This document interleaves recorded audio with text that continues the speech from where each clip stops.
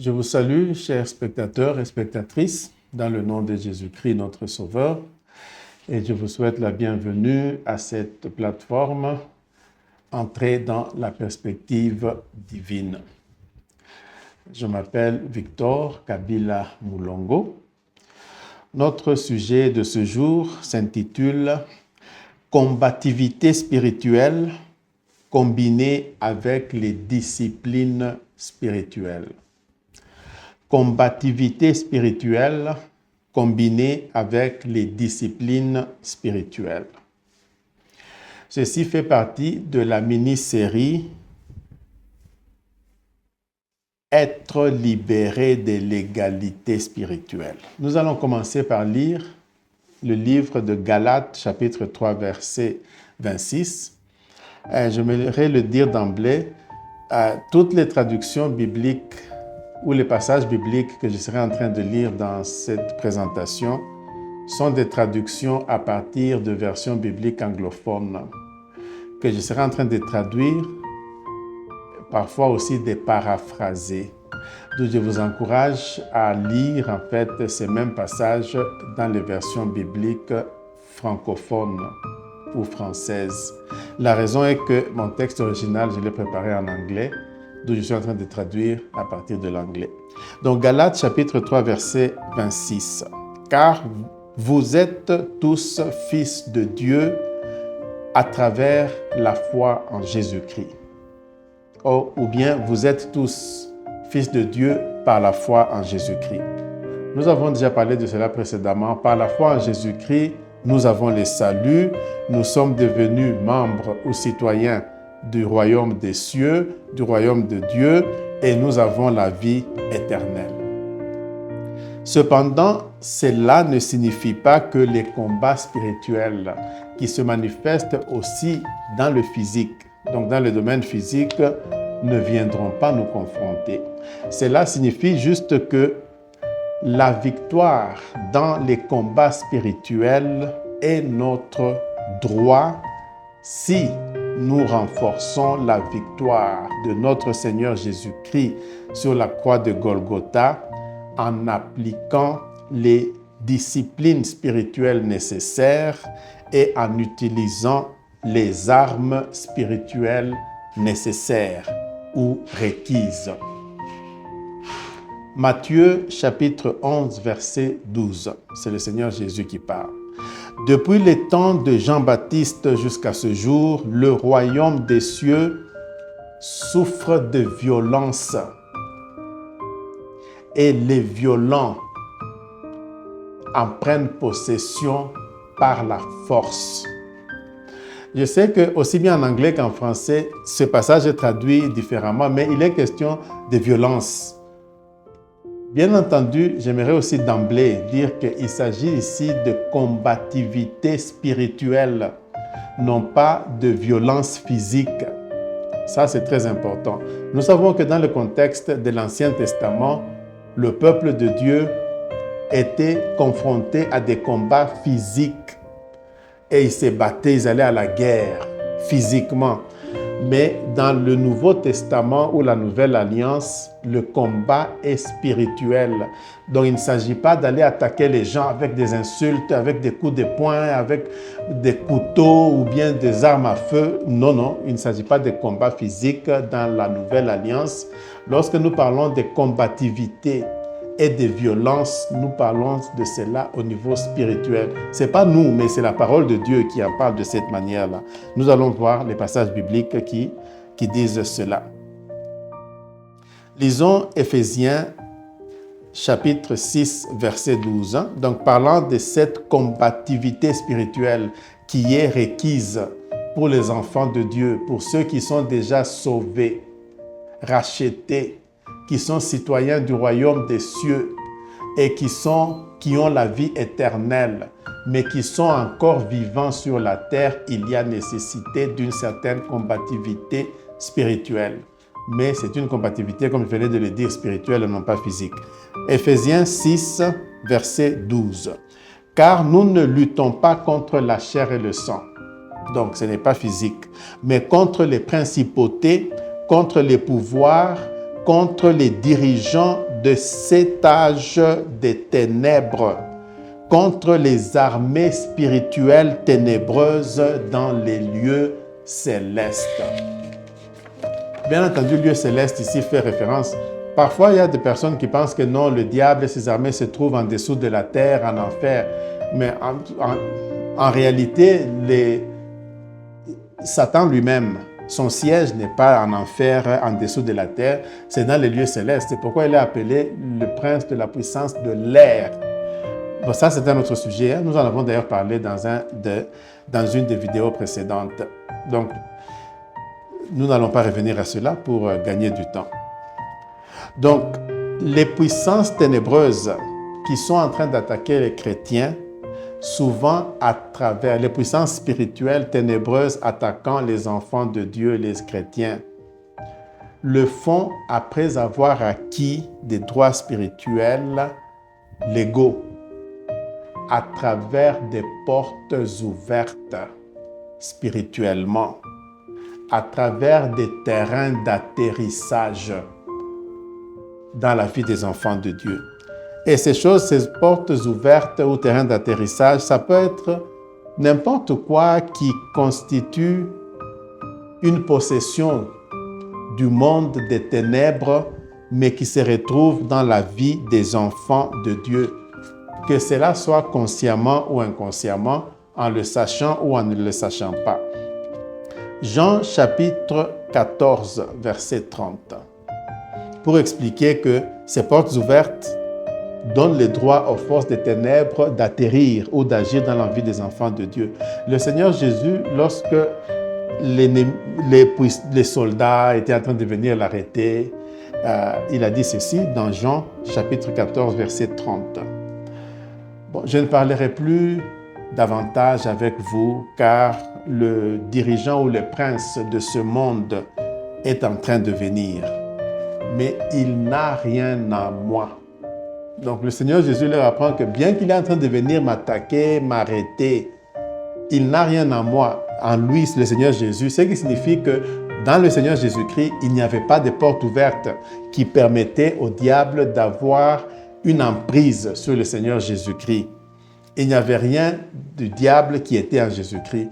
Donc, bien que le diable était en train de venir l'attaquer, la victoire était déjà acquise même avant cette attaque parce qu'il n'y avait pas de terrain d'atterrissage en Jésus-Christ pour les éléments des ténèbres. Une autre traduction anglophone peut se traduire que non, je ne parlerai plus pour vous, je ne parlerai plus avec vous davantage parce que le prince de ce monde vient, il n'a aucune emprise sur moi. Donc, ce problème d'emprise c'est ce problème de terrain d'atterrissage.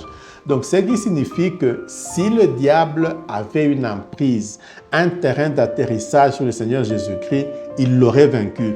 Il n'a pas pu le vaincre parce qu'il n'avait pas de terrain d'atterrissage, il n'avait pas de porte d'entrée en Jésus-Christ qui avait vécu une vie sans péché, une vie de piété.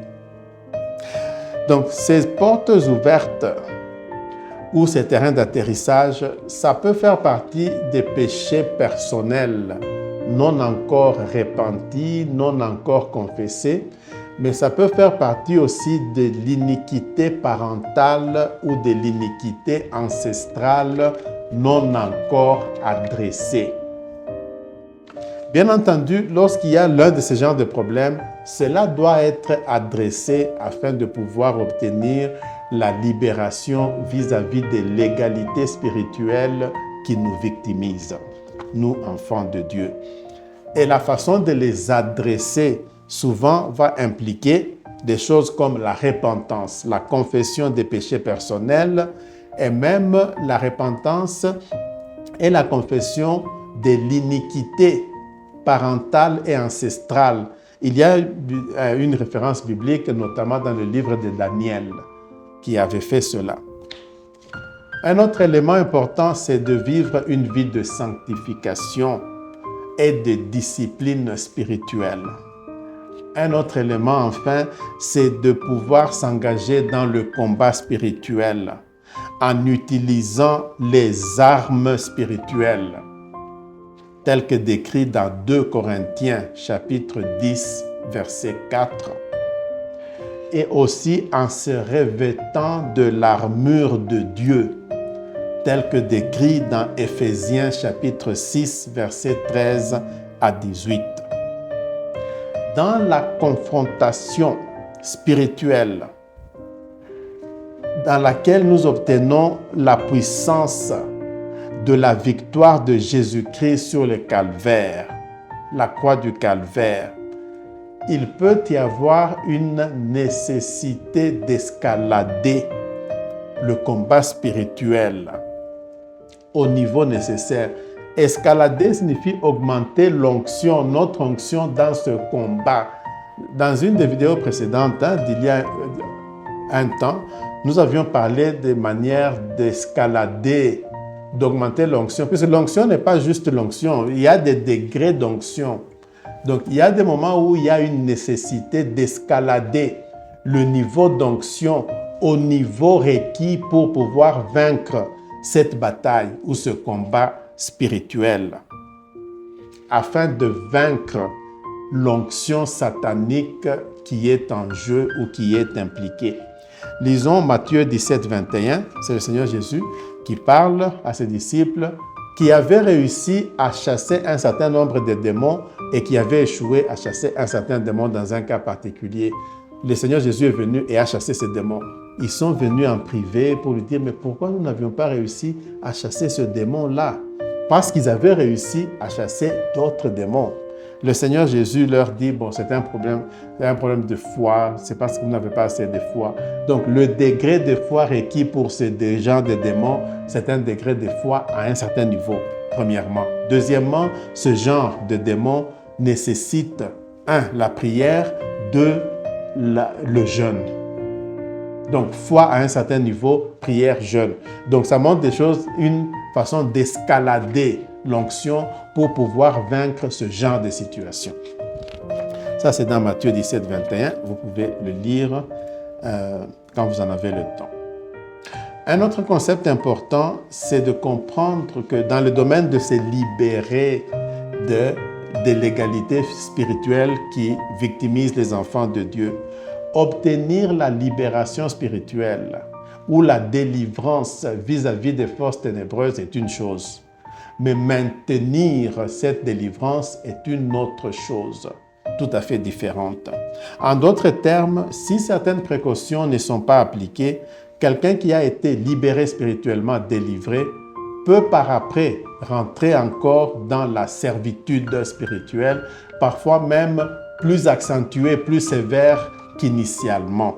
Lisons Matthieu 12, 43 à 45. C'est le Seigneur Jésus qui explique. Lorsqu'un esprit impur a été chassé d'un homme, il s'en va dans des milieux arides cherchant le repos, mais n'en trouve pas. Alors il se dit, je vais retourner dans ma maison d'où je suis venu. Donc la personne d'où il avait été chassé, il considère ça comme sa maison. Et quand il vient, il trouve cette maison qui est cette personne-là, qui peut être donc un enfant de Dieu, il trouve cette maison vide. Et ça, c'est un problème en fait, c'est ça le problème. Bien que je ne vais pas élaborer sur ça, comme c'est un sujet différent, il trouve vide, la maison vide, donc la personne vide, mais lavée et avec de l'ordre, mais vide. Verset 45, alors il s'en va et prend 7 démons ou esprits méchants, plus méchants que lui-même, donc plus méchants que l'esprit initial, et ils viennent et s'installent dans cette personne. Et le Seigneur Jésus déclare que la condition de cette personne, la dernière condition, est pire que la condition initiale. Et le Seigneur Jésus dit, ainsi en sera-t-il avec cette génération méchante.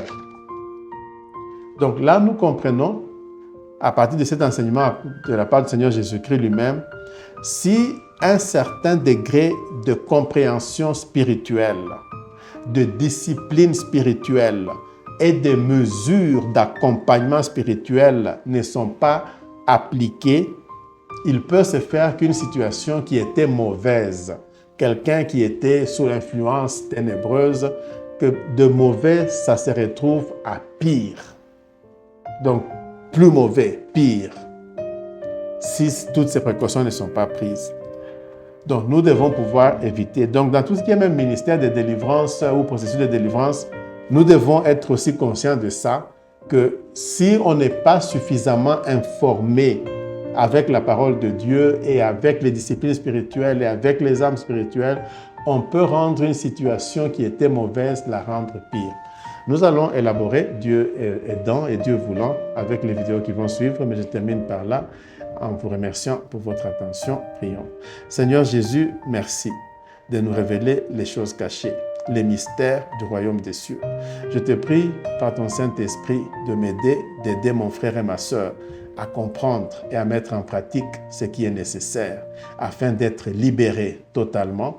Pendant que nous sommes déjà tes enfants, nous avons déjà la vie éternelle, nous sommes déjà sauvés, que nous puissions être délivrés dans les domaines de nos vies où il y a encore des problèmes. Je te prie dans le nom de Jésus-Christ, notre Sauveur. Amen. Merci et à la prochaine.